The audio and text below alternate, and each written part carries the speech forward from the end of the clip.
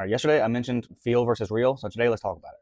What your swing feels like is usually not what it looks like. One of the biggest concepts in sports is the idea of feel versus real. What you feel at different points in your swing is often different than what's actually happening. And you can use that difference to make changes in your swing.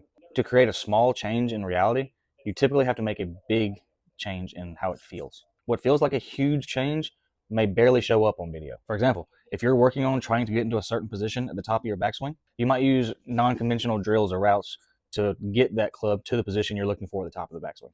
You do this so you can build a clear, memorable position of what that feels like to be in that position. You're not just guessing. You're giving your body something that it can recognize and repeat.